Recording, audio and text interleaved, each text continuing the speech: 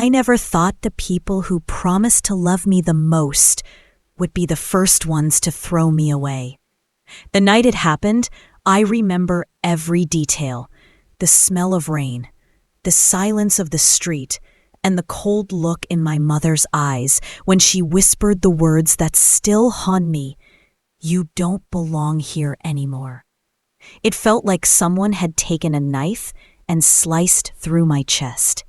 I stood there frozen, a bag shoved into my hands, as my own family shut the door on me. No goodbye, no hug, no second chance, just silence. At first, I couldn't even process what had happened.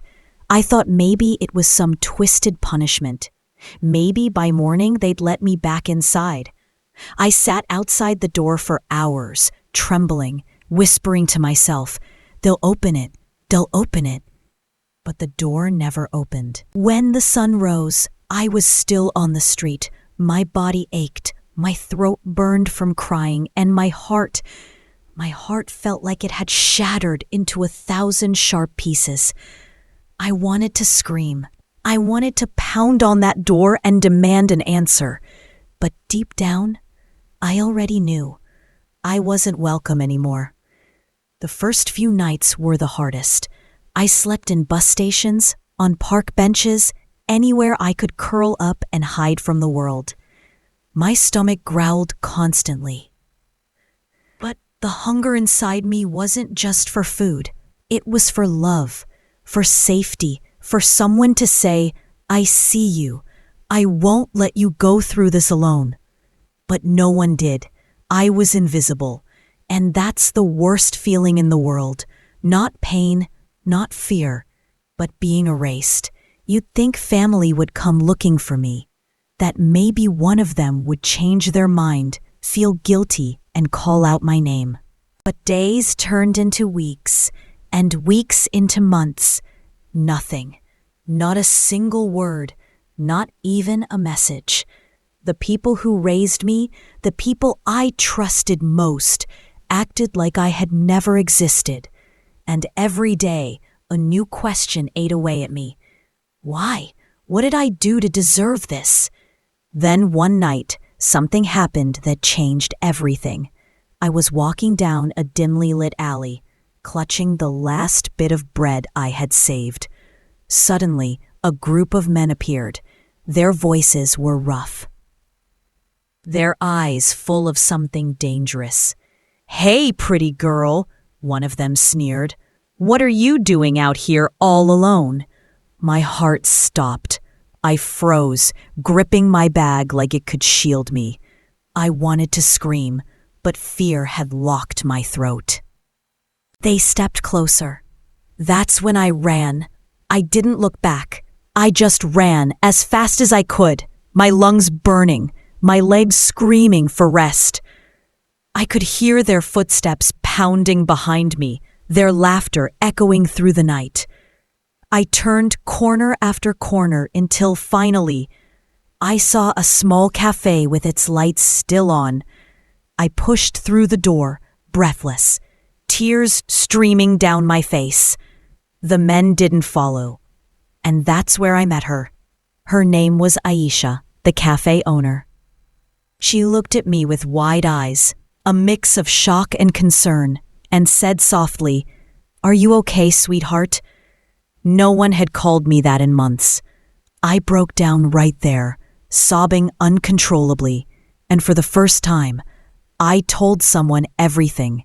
How my family abandoned me, how I had nowhere to go, how every night felt like a battle just to stay alive. She didn't judge me. She didn't turn away.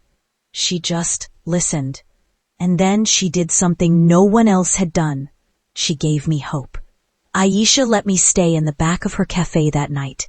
She brought me warm food, a blanket, and sat with me until I finally drifted into the first real sleep I'd had in months. Over the next few weeks, she became the closest thing I had to family. She let me help in the cafe, cleaning tables, washing dishes, and in return, she gave me meals and a safe place to rest. She never asked for my past. She never asked why my family abandoned me. She just said, "Sometimes life breaks us so we can rebuild stronger." But even with her kindness, I couldn't silence the pain inside me, because no matter how much I tried to move on, the question still lingered. Why did they throw me away? One evening, as I wiped down the cafe counters, I overheard two customers talking. They mentioned my family's name. My heart raced. I leaned closer, pretending to clean, and what I heard nearly made me drop the glass in my hand. They said my parents had told everyone I had run away, that I was a disgrace, that I chose the streets over them. The lies cut deeper than the abandonment itself. I wasn't just forgotten. I was erased, rewritten as a villain in their story. That night I lay awake with tears burning my eyes, but something else stirred inside me too. Not just pain, not just sorrow, but fire. If they wanted to erase me, I would carve my own story into the world. If they wanted me invisible, I would make myself unforgettable. From that day, I worked harder than ever. At the cafe, I learned everything: how to serve, how to cook, how to handle customers. Ayesha treated me like her own daughter, pushing me to believe in myself when I wanted to give up. Slowly, I began saving money, little by little, coin by coin, and with every step forward, the fear inside me turned into strength. I wasn't just surviving anymore. I was fighting. Years passed. I built a new life, a new identity. With the help of Ayesha, I eventually opened my own small bakery. Pouring my heart into every loaf of bread, every sweet pastry. People loved it, not just for the food, but for the warmth I tried to give each person who walked through the door. Because I knew what it felt like to be starving, not just for food, but for kindness. And then, one day, something happened that felt like fate. My mother walked in. I almost didn't recognize her at first. Her hair had grayed, her face lined with age. But when our eyes met, my heart stopped. She froze too, staring at me like she was seeing a ghost. "Is it really you?" she whispered. 1,000 emotions rushed through me. Anger, sadness, love, hate, all tangled into one storm. I wanted to scream at her. I wanted to demand answers. But instead, I just stood there, silent. She reached out, her voice trembling. We thought you were gone forever." I took a deep breath, steadying myself. "No," I said, my voice calm but firm. "You wanted me gone, but I survived." Her eyes filled with tears. She begged for forgiveness, claimed it was a mistake, claimed they didn't know how else to handle me. But I wasn't the broken girl on the doorstep anymore.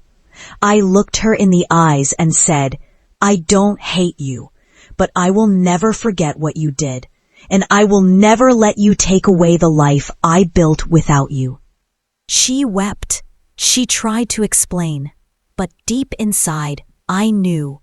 Some wounds never heal, and sometimes the family we choose is stronger than the family we're born into. Now, when I look back, I don't see myself as abandoned. I see myself as reborn.